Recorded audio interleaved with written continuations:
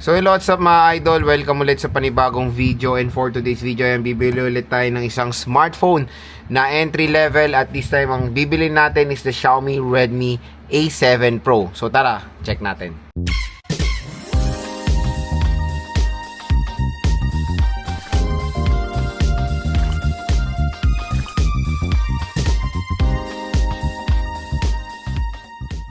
For today's video mga idol, bibili tayo ng isang budget smartphone or entry-level smartphone. This is a Xiaomi Redmi A7 Pro.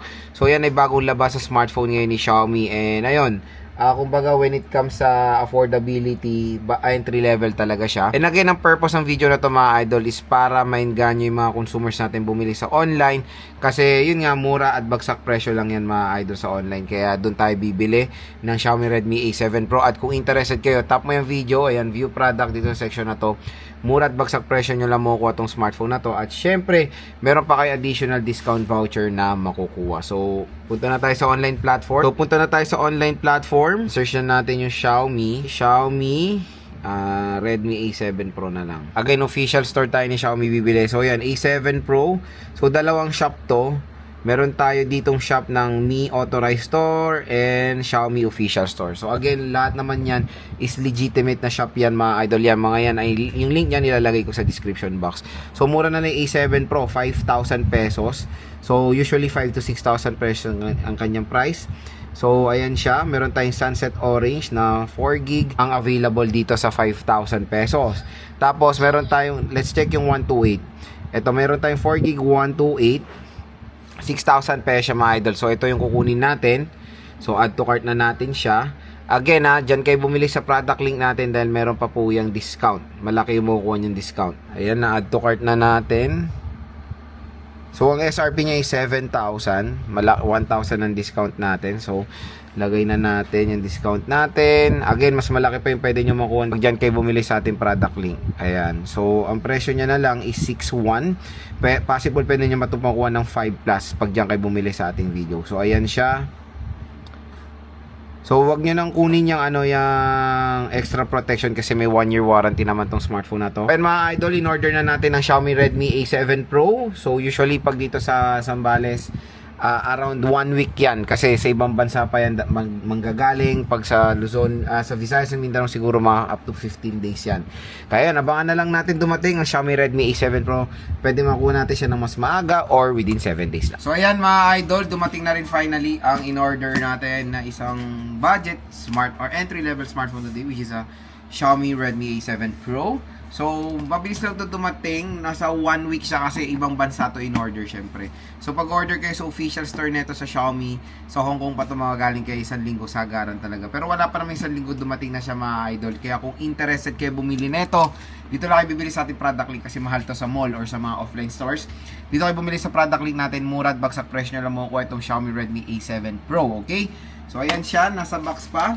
So, open na natin siya. Ayan yung napili nating color is yung Sunset Orange kasi umuuso ngayon yung color orange, kaya orange yung binili natin.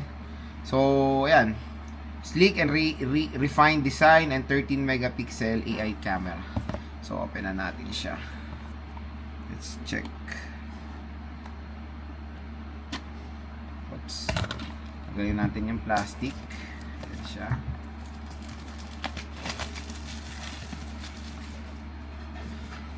Redmi A7 Pro. Open na natin. Ayan, Redmi. So, ito yung smartphone. Meron tayong specs dito. Like, 6.9 inches display, 6,000 mAh battery capacity, Xiaomi HyperOS, powered by octa-core processor, sleek, refined design, and 30 megapixel AI camera. So, ayan yung likod niya. Ang ganda ng orange, ng sunset orange. Ang ganda. So, medyo pricey na siya compare sa A5. Medyo mas mataas yung price niya. Pero ang ganda ng design, no? Sobrang solid. Oh. So meron tayo ditong dual camera siya, pero in reality isa lang talaga camera gumagana diyan. Meron tayong flash. Sleek naman siya, hindi naman siya mabigat, and okay naman yung nipis niya kumbaga. So sa right side nandito ang ating power button, /fingerprint scanner, and yung volume rocker. Sa taas naman wala tayong makikita. Sa left side is yung SIM tray. Sa baba naman is a 3.5mm headphone jack, microphone Type-C port at yung speaker grills. So, yun nga. The sad part dito sa A7 Pro is wala rin siyang screen protector out of the box. So, yun, bibili lang kayo. Wala siyang kasama. Yan natin yung mga ibang content niya. So, we have here a warranty card, safety information, and yung kanyang jelly case. So, meron siyang free jelly case dito. Yan naman yung... Ay, meron pa pala. Siyempre, charger. Sa charger niya, meron tayo included dito na charger like, ayan, meron tayo USB Type-C and fast charging brick. Ayan siya. Diba? So, yun lang naman mga idol, yung inclusions pag bibili kayo ng Xiaomi A7 Pro dito, of course. And yun, napakamura. At kung interested kayo makuha to, yung product link niya nandito sa ating video. Again, yung purpose ng video na to is para maingganyo yung mga consumers natin bumili sa online. Again, mga official stores naman yung nilalagay ko dyan. Kasi sayang yung discount. Ang lalaki po ng discount na ino-offer ng mga online shops. And no worries, official stores naman po mga yan. Kaya again, kung gusto nyo makuha to ng sobrang mura bagsak presyo, dyan na kayo bumili sa ating product link. Mura nyo lang makukuha itong Xiaomi Redmi A7 Pro. Abangan nyo lang po yung full review, unboxing, and game test natin dito sa smartphone natin.